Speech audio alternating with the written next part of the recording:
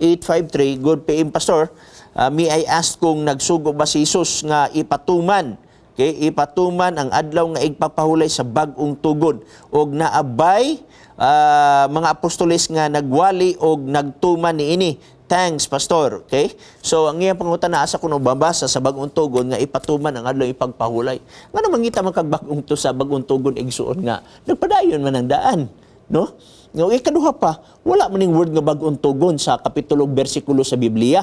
No, asa man na mabasa nga ang Mateo ngadto sa pinadayag gitawag og bag-ong tugon. Wa kay mabasa sa balaang kasulatan kung asa na kaplagon.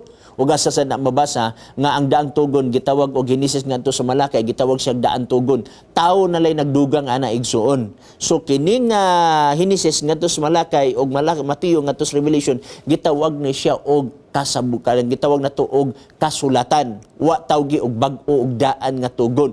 Tao na lang nagdugang ana aron sa pagsigregate o pagpasabot nga suwa pang mataw si Kristo na ay mga libro o gitawag og Old Testament o ang Mateo ngadto sa pinadayag humana na tao si Kristo o gitawag og New Testament. Usay igsuon kana bitaw nga mga term igsuon mahulog na to nga sayop, no? Nga naman tag sayop i-define ko na ang word nga testament igsuon. Angay ba nimo tawgon og testament ang Mateo ngadto sa Revelation? To tell you frankly igsuon, wala nas bala ang kasulatan nga kanang Old Testament nag-refer sa Genesis ngadto sa Malakay, wa nas bala ang kasulatan. Okay? Og kanang New Testament nag-refer sa Matthew ngadto sa Revelation, wala nas bala ang kasulatan.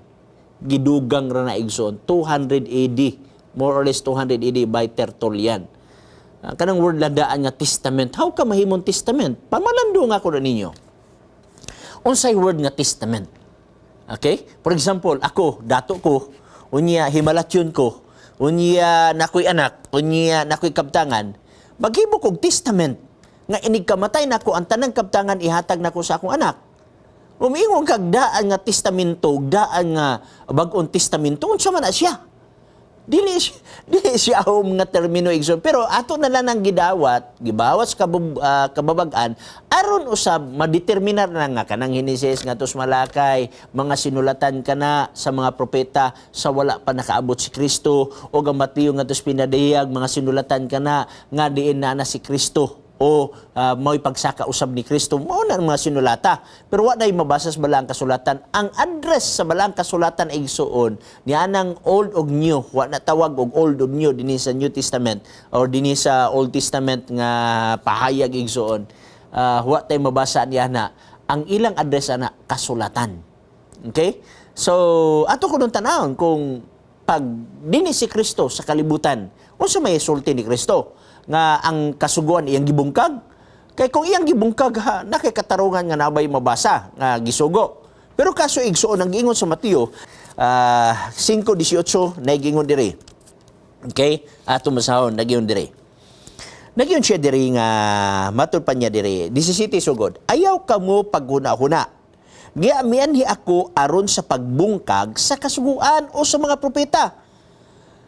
Kung mianhi dili sa pagbungkag kun dili sa pagtuman ini pangutan lagi gibungkag ba niya aron dili na sa tamutuman mingon ang uban nga pastor si Jesus Christ na ang nagtuman dili na kita mutuman tiwaso na to pagbasa kumo mo na nasa una bersikulo 19. Okay, tungod ni ini bisan kinsa nga magapahuyang sa usa sa mga labing jutay ni ining mga sugo ug magapanudlo sa mga tao sa pagbuhat sa ingon, kini siya pagaisipon nga iwit didto sa ginharian sa langit.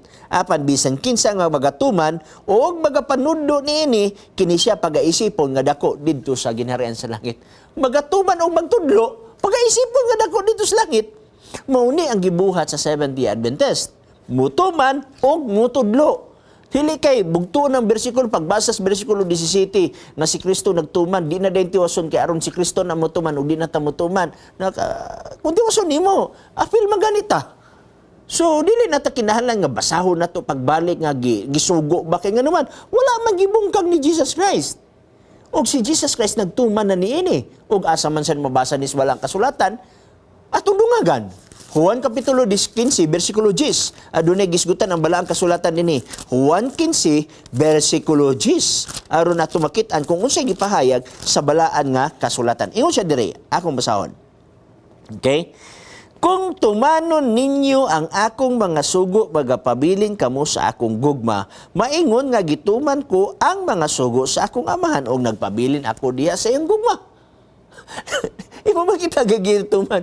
Mamagay mga pinhangga, mismo si Pablo, iyak ka ng gituman. Ngobitas Pablo sa Roma City, Diyosi, ang sugo balaan, matarong og maayo. Nabaday balaan nga walaon, nabaday balaan nga gubon, balaan, matarong og maayo. Unsa ang sugo? Ngano ang sugo balaan, matarong og maayo? Tungod kay ang nagsugo balaan, ang nagsugo matarong, ang nagsugo maayo. O ang nagsugo perfect. O ang nagsugo dili maghimo og sugo nga dili perfect. Ngamingon nga ay, kaniadto perfect din siya. Sorry di ay, ako na nakaplagan nga dili perfect, ako na lang walaon. Dili man nato pwede ibutang ang Ginoong nito sa hunahuna sa usa ka tawo. No, murag himo na tong bata ang Ginoo nga Ginoo, ang imo biyang pagtulunan kaniadto perfect karon di na biya na perfect ha. Giwala na nimo. Dili nga na igsoon. So, mo ni siya nga mga pagtulunan igsoon nga ato nakaplagan. Now, karon naabay gitawag natong implied nga mabasa nato nga adunay pagkaimportante gyapon sa adlaw pagpahulay. Yes, kaniadto sa gitawag na sa og daan tugod, dili ka pwede magbiyahe sa walay hinungdan igsuon. Dili mo gyapon sa Mateo kapitulo 20 aton tan-awon. Mateo kapitulo 24 bersikulo 20 nagingon 24:20 sa Mateo. Pag-ampo kamo nga unta sa ang inyong pagpangagiw, dili mahiatol sa tingtugnaw o sa adlong igpapahulay. Pag-ampo mo nga ang inyong pagbiyahe dili maatol sa adlong ipagpahulay. Now, kung ang adlong ipagpahulay dili na balaan, ang adlong ipagpahulay dili na importante, ang adlong ipagpahulay dili na pahulayan, nganong moingon pa man si Jesus Christ igsoon nga pag-ampo mo nga sa inyong pagkalagyo dili matunong sa adlong ipagpahulay. No, lisod kay miyo ka nga niya. Dili na importante, dili na balaan, dili na pahulayan niya. Mag-ingog yapon siya nga pag-ampo ba yan mo ha? Nga sa inyong pagkalegaw dili matunong sa adlaw ipagpahulay. Imo makita nga unsa di ay kaimportante ang adlaw ipagpahulay nga sa pagkaagi dili sila ipakagiw sa panahon sa adlaw ipagpahulay. Now, kung moyon ka nga naabay mabasa sa balaang kasulatan nga nag-ingon si Ginoong Hesus ana niya kani. Una giyang giingon pag-ampo mo nga ang inyong pagkagiw dili mahiatol sa adlaw ipagpahulay. Nganong gidid-an sila? Nga sa ilang pagbiyahe dili maatol sa adlaw ipagpahulay. Nganong gidid-an sila? Unsa di ka importante ng adlaw pagpahulay? Tungod kay ang adlaw pagpahulay mo na ang naa sa upat nga sugo sa napulo ka sugo. Di ba makita nato sa mga dagko ng mga simbahan karon mismo pa sa ilang pultahan di gani dapit sa bulwa at una abot na pabaka na karon. Di sa bulwa na dako kay nga simbahan diha unya makita diha sa gawas na diha ang napulo ka sugo. Gilisan lang ikaupat ug unang adlaw sa simana, dili lang ang ikapito. Pero ato makita nga kung mudagan ta balik sa balaang kasulatan na kana ikapito nga adlaw sa simana igsoon. Bueno, daghang salamat nining imo nga pangutana igsoon nga gipadala usab nimo. Lipay mi nga diin ikaw naghatag usag panahon niini nga mga puntuha. Okay, dagan na sa ta sa uban nga